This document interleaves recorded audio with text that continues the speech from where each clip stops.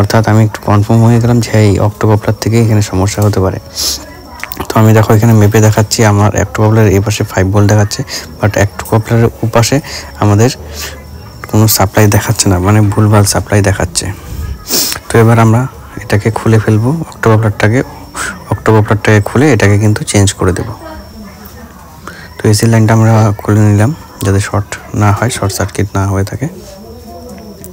তো এবার আমরা প্রসেস চালু করবো যে আমার অক্টোকাপলারটা যেটা আছে সেই অক্টোকাপলারটাকে চেঞ্জ করে দেওয়ার। তো বন্ধুরা সরাসরি ভিডিওটাকে দেখতে থাকো, আমরা লাইভ করছি,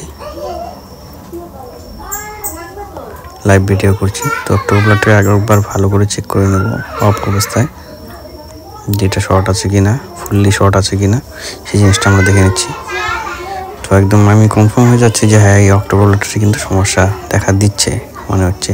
তো অক্টোকাপলারটা ফার্স্ট আমি এটাকে চেঞ্জ করব। তো চলো অক্টোকাপলারটাকে খুলে নিই। এখানে কোনো কাট হচ্ছে না বন্ধুরা, এখানে আমি নিজে একদম মানে সরাসরি কোনো কাট ছাড়া এক ভিডিওতে লাইভলি আমি করছি এই কাজটা। তো আমি আয়রন দিয়ে এই অক্টোকাপলারটাকে কিন্তু খুলে নিলাম। তো এখানে তোমরা দেখতে পাচ্ছ এই যে অক্টোকাপলারটা আমার হাতে।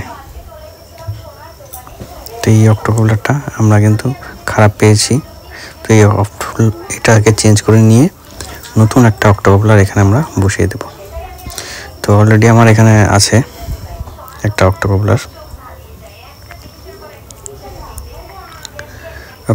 আছে, সেই অক্টোকাপলারটাকে কিন্তু আমরা এখানে লাগাবো। ঠিক আছে, এখানে অক্টোকাপলার দেখা যাচ্ছে।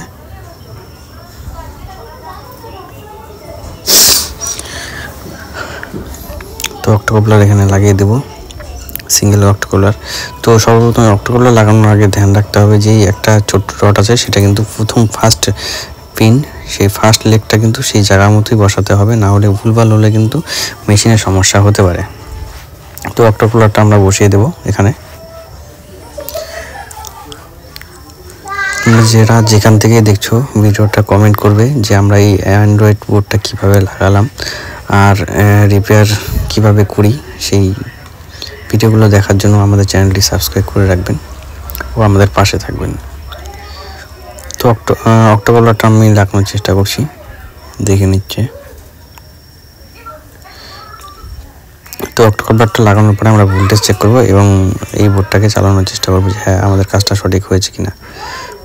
তো অক্টোকাপলারটা আমরা লাগিয়ে দিয়েছি কয়েক সেকেন্ডের মধ্যে।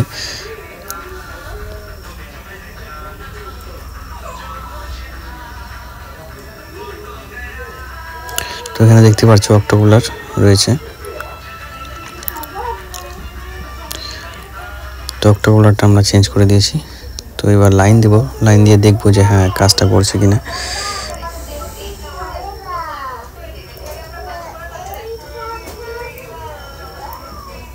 তো এখানে দেখো অক্টোকাপলার লাগানোর সাথে সাথে কিন্তু আমাদের এলইডিটা ব্লিঙ্ক করে গেছে অলরেডি। এবার আমি ভোল্টেজটা মাপবো।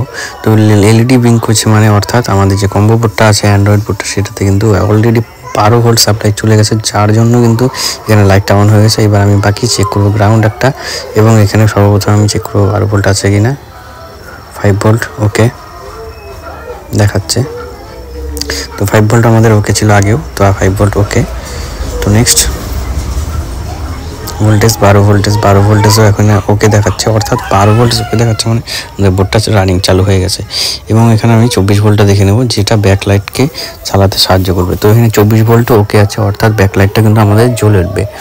তো এখানে তোমরা যে বন্ধুরা জানতে পারবে যারা টেকনিশিয়ান আছো, তারা কিন্তু এলইডির ভিতরে আগে পুরনো যে এলসিডি টিভি ছিল তার ভিতরে কিন্তু ওই টিউব টাইপের থাকে, ওকে টিপ টাইপের ব্যাকলাইট থাকে, যার জন্য কিন্তু ওই একটা বড় ব্যাকলাইট ইনভার্টার দেয়, সেটার মাধ্যমে কিন্তু ব্যাকলাইটগুলো জ্বলে। তো 24 ভোল্ট অত্যন্ত জরুরি এবং হাই ওয়ার্ডের দরকার। ঠিক আছে, শুধু 24 ভোল্ট দিলে হবে না। তো এই কম্বো বোর্ডটা আমি লাগিয়ে দিয়েছি বাইরের থেকে। কিভাবে লাগালাম সেই ভিডিও দেখার জন্য নেক্সট আমাকে কমেন্ট করবে অবশ্যই। তো এবার আমি এটাকে লাগিয়ে দিয়েছি, টোটাল লাইন করে সেট আপ করে দিয়েছি। এবার আমাকে এটা চালিয়ে দেখতে হবে। তো এখানে এলইডি লাইটটা ব্লিঙ্ক করেছে। এবার আমি এটাকে রিমোট দিয়ে রিলিজ করে দেখব এবং এই টিভিটাকে চালিয়ে দেখব যে হ্যাঁ সঠিক কাজ হয়েছে কিনা। তো এখানে দেখতে পাচ্ছ এলইডি লাইটটা কিন্তু এখানে ব্লিঙ্ক করছে। আমি যে রিমোট নিয়েছি এবার পাওয়ার বাটনটা অন করব তো পাওয়ার বাটন কিন্তু রিলিজ হয়ে গেল। আর এখানে কিন্তু ছবি চলে আসছে অলরেডি।